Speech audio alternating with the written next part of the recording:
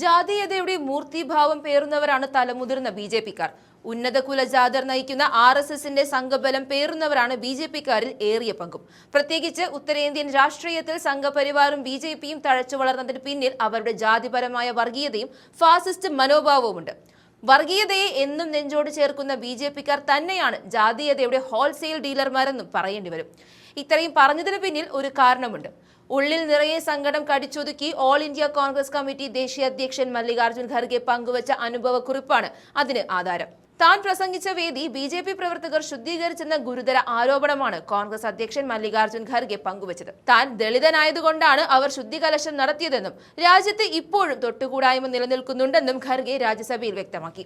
August 8-ന് ഹൽദ്വാനിയിലെ Ramlila മൈതാനത്ത് നടന്ന റാലിയിൽ ഖർഗെ പങ്കെടുത്തിരുന്നു. എന്നാൽ അത്തരം തൊട്ടുകൂടായ്മ സംസ്കാരം ബി.ജെ.പിക്കില്ലെന്നും വിഷയം ഗൗരവമായി അന്വേഷിക്കുമെന്നും കേന്ദ്രമന്ത്രി JP നഡ്ഡ സഭയിൽ മറുപടി നൽകുകയും ചെയ്തിട്ടുണ്ട്. എങ്കിലും പറഞ്ഞതിൽ തന്നെ ഉറച്ചു നിൽക്കുന്നുണ്ട് ഖർഗെ. റാലിയിൽ ലക്ഷക്കണക്കിന് പേരാണ് പങ്കെടുത്തത്.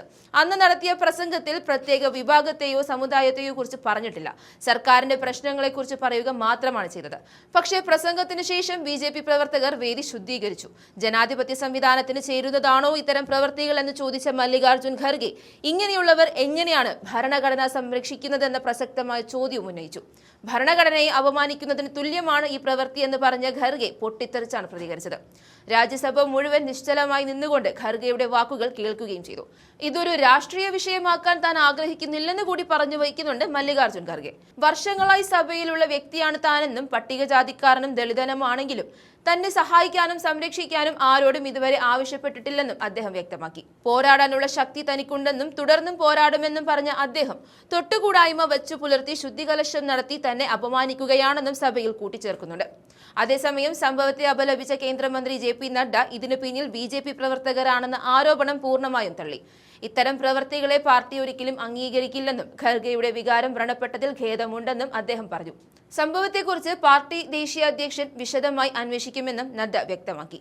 ഖർഗെയെ അപമാനിക്കുന്നത് സഭയിലുള്ള എല്ലാവരെയും അപമാനിക്കുന്നതിന് തുല്യമാണെന്ന് രാജ്യസഭാ അധ്യക്ഷൻ CP രാധാകൃഷ്ണനും അഭിപ്രായപ്പെട്ടു. നേരത്തെ രാംലീല മൈതാനത്ത് ചടങ്ങ് നടത്തിയ ശ്രീരാമസേനയ്ക്ക് ബി.ജെ.പിയുമായി നേരിട്ട് ബന്ധമുണ്ടെന്ന് ഉത്തരാഖണ്ഡ് കോൺഗ്രസ് അധ്യക്ഷൻ ഗണേഷ് ഗോഡിയാൽ ആരോപിച്ചതോടെയാണ് വിവാദം കടുത്തത്. സംഭവം മനുഷ്യരാശിക്കെതിരായ കുറ്റകൃത്യമാണെന്ന് വിശേഷിപ്പിച്ച അദ്ദേഹം വിഷയത്തിൽ പോലീസ് നടപടിയെടുക്കാത്തതിലും കടുത്ത അമർഷം രേഖപ്പെടുത്തിയിരുന്നു. എന്നാൽ രാഷ്ട്രീയ ലാഭത്തിനായി കോൺഗ്രസ് ബി.ജെ.പിയെ ബോധപൂർവം ലക്ഷ്യം വയ്ക്കുകയാണെന്നാണ് ബി.ജെ.പിയുടെ പ്രതികരണം. ഖർഗെയുടെ ജാതിയുമായി ഈ ചടങ്ങിന് യാതൊരു ബന്ധവുമില്ലെന്നും സനാതന സമൂഹത്തിന്റെ വികാരങ്ങൾ വ്രണപ്പെടും വിധത്തിലുള്ള മുദ്രാവാക്യങ്ങളാണ് റാലിയിൽ ഉയർന്നതെന്നും ഉത്തരാഖണ്ഡ് ബി.ജെ.പി വക്താവും കേന്ദ്രമന്ത്രിയുമായ ഖർജൻ ദാസ് ആരോപിച്ചിരുന്നു. ഇതിനു പിന്നാലെയാണ് വിഷയം രാജ്യസഭയിലും വലിയ തർക്കങ്ങൾക്ക് വഴിവെച്ചിരിക്കുന്നത്.